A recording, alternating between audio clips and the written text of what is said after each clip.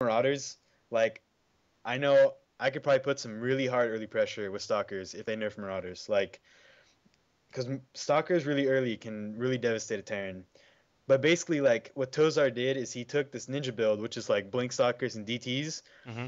and he would like be able to blink in your base and then like move out, but also have DTs like harassing the guy's economy. So it's like he'll just overwhelm you with blink Stalkers and DTs, and it's game over.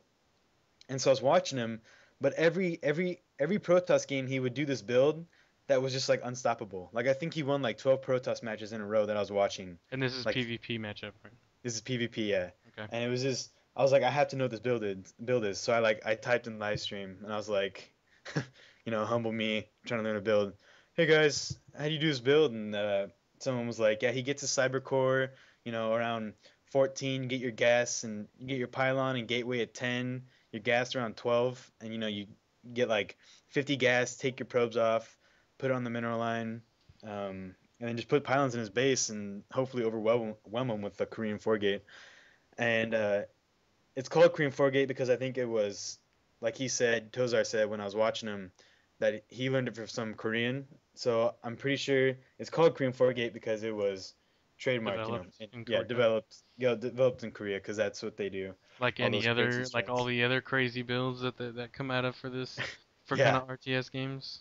What was the Zerg one where you like put creep in their base with like queens and spine crawlers? Yeah, That's and you that's move, and then transfusion. that Yeah. was before they nerfed the speed of queens. I remember that in the beta. They'd Yep. all be Everyone's like, like, why they do that? And then people are like, Koreans. yeah, exactly. Oh, okay. Yeah. So this matchup, I know I've heard you talk about it before when we're playing around, and it's really effective most against other Protoss. How does it do against Zerg and Terran? Zerg and Terran, it's not good. Like I wouldn't even try it. I'd stick with the regular 4 gate, Mm-hmm. which is just the not all in, which will help you put early pressure. It's kind of hard to come back from if you don't make it work, but it's not an all in. But Right. the reason it's not good with Zerg, the Korean 4 gate that is because they have creep, and it's hard to get your pylons really close to the Zerg's base. And Mm-hmm. also the Zerglings, they can pump them out so quick and kill the pylons before you can build them. Like they can have the pylons down before you can get units in the Zerg's base. Right. And also because if they kill your probe, like that's it, and you don't have and they start killing your pylons, you have to bring a probe all the way back to the base, and that's not going to work. That's Right. just, they're going to catch you off guard. And Have you? against Terran, oh, what was that? I'm sorry. Go ahead. Have you done any of these in the ladder? Have you I won any have. matches like this in the ladder? Okay. I have. I've beat some Protoss, and I get a lot of mean words that they say after because A lot of angry especially. Hydra messages. Oh yeah, yeah. Mad love to Hydra though. Guy's my homeboy. Just kidding. Yeah, for a But Zerg player, I'm all about Hydra. Even the no, raids. yeah. I love the Even if raids. he everyone's like, oh, he rages, but he's so good. Like, and it's frustrating with Turn because they have so many counters for Zerg. It's I can see why I'd probably rage too because it's like I Yeah, rage a little bit we'll against. get Yeah. into to Terran and Zerg another day when we have another 6 hours Yeah, seriously. to talk about how that goes. Um, And and for the just to finish for the Korean Warp Gate all in with Terran, it's the reason it doesn't work well is because one they wall off, so if they see a probe go in, they're gonna know, okay, he has a probe in here, I gotta kill it. You have to catch someone who's really like either bronze, silver, who doesn't really pay attention, mhm. and also they can pump out Marines, which can just kill your probe easy. Like you can't reinforce with pylons, and then they just kill your pylons and that's the game. Like with Protoss, the probes really don't do much damage, and they can't really get units out quick enough to kill all the pylons in the base. Rather, with the other two races, they can get units quick, kill the probe, kill the pylons, and then hit your base, and that you have nothing to defend against. Right. Okay, good. That's a lot of good info there. I've seen it all happen in real time gameplay, so it's a lot of good stuff if people are looking for a couple extra strats or a little edge. It's a good thing to research. And again, you said who was it that live streamed on Team Liquid? Which player was it that you followed? Tozar. Tozer. If you're gonna follow like a innovative Protoss player who doesn't really like to follow 3 gate Robo, 4 gate whatever he does builds like the ninja build, for instance. He did that, and like no one was doing it, and he was just like, I'm gonna try something new because Mm. this is getting boring, and it worked. So he kept doing it, and he tried to like keep it going strong. I don't know if he still uses it because I haven't seen him in a while, Hmm. but he's probably one of my favorite live streamers to watch. That's good, and that's TeamLiquid.net. Those guys Yep, do a really great TeamLiquid.net. job. Probably the best StarCraft, actually, probably the best esports community, StarCraft, all Website. that. Hmm. Yeah, Absolutely, they have great stuff on there. So if you haven't been there, which I'm sure anybody who's listening to this or who's even remotely interested in StarCraft 2 or StarCraft in general has been there, so we don't need to plug them too long. But everybody should know that TeamLiquid.net is kind of the place to go for community related type stuff. Um, so do you want to talk? Let's talk a little bit about how Protoss fares, how they fared in the MLG, right? So we just had this huge tournament out in yep. North Carolina. We had a lot of the main commentators went. We had JP McDaniel and Day9 were there. Mhm. HD and Husky and Husky HD. were there. So they made the games really, really fun to watch. Really interesting. Two really different types, different style of commentary. You have Husky's borderline crappy jokes with HD's blazer V-neck professionalism, Yep. and you had Day Nine with his real good analytical stuff. Everybody loves Day Nine stuff, and JP, who I guess a lot of people can take or leave. I've never met him. I'm sure he's a very nice guy, but from what I read on the chats as we're going by, don't know. Oh, the Facebook chats, yeah. Yeah, the Facebook chats, not sure. But again, there's only like 30 people on there anyways, so I'm sure that Yeah, I'm sure they're all haters anyway, yeah, cause represent the entire community. Most yeah, people who most people who chat in chat rooms or online are kind of haters to begin with. yeah. So So so do you want to talk about how they fared? I know everybody, I'm sure by now knows who won. Uh, Hook, Huck, the great Protoss player, won the the entire mothership tournament rush. with a mothership rush. Is that what he won No, no, no. That'd have been funny, but no, that with? he basically like innovated the mothership rush. Like that was his like baby. He From the brainchild of Huck. yeah, the brainchild of Hook. Yeah, that's his thing.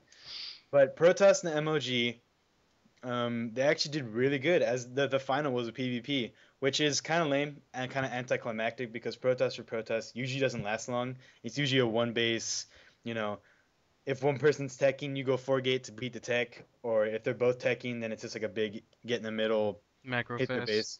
Yeah, usually does not go on long. Uh, but Protoss fared really well in this tournament. Um, there wasn't a lot of like Terran Zerg like in the IEM, which was just oh my gosh. Hmm. IEM Protoss players did not show up to play. I don't know what it was, but White Raw, Hasuabs, Huck, um, Naniwa, all four of Protoss, didn't really make it above third slot in their groups Wow. and got eliminated, and it was just Zerg Terran all the time. And it sucks to see, great Protoss players, not have the chance to show their skills like in the finals. Right. But MLG North America, a lot of Protoss players showed up to play. Like it was game time for Protoss. Um, there was a lot of good players, Terran Zerg, all over the place. The MLG tournament was huge. I don't know how many players there were.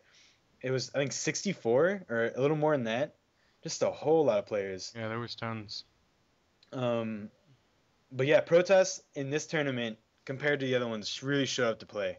Like I said, the finals was a PvP. That means two Protoss players ran up the ladder, just owning everyone. The brackets, just taking everything, which is just awesome because I love seeing Protoss players, do work and beat the APM macro masters of Terran and Zerg because it's just yeah, it's Did I like seeing Protoss make it. they also wasn't Huck had one of the hardest routes to the finals too, didn't he? No, actually, Huck Huck had a pretty good route that he went to. Same with Kiwi Kaki. Hmm. The one person who had the hardest route I think out of anyone in MLG was Last Shadow. That guy came out of nowhere, and was just like, "What's up? I'm here to play." And he took down TT1, Pain User, and also Slush and Select. So he took down some of the biggest names. Select the number one North American player who's when they Blizzard just released that BattleNet report. Mm-hmm. Yeah, he's number one. So Last Shadow, this guy, who like was never really talked about during like pregame and all that, just came out of nowhere and was like, "Yeah, I'm here to play too," and was just taking whatever he could, and he did really well. Uh, he got fourth place out of the whole thing, out of every single player there. That's good. $700 to Last Shadow, well deserved, Good well for him. deserved. Good for him. Yeah. So talk about the final. I know you saw. I know Oh you yeah, saw parts of it.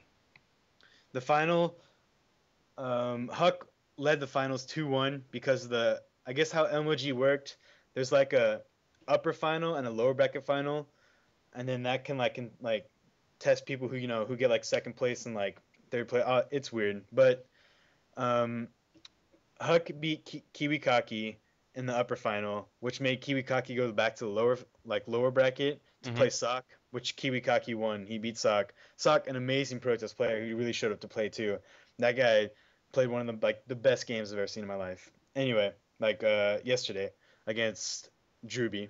Droopy, yeah. Um, and then Huck stayed in the upper bracket, but when he faced Kiwikaki again, since he beat Kiwikaki 2-1 in the upper final, that means he like because the grand final is a 7-1, like a 7 game series.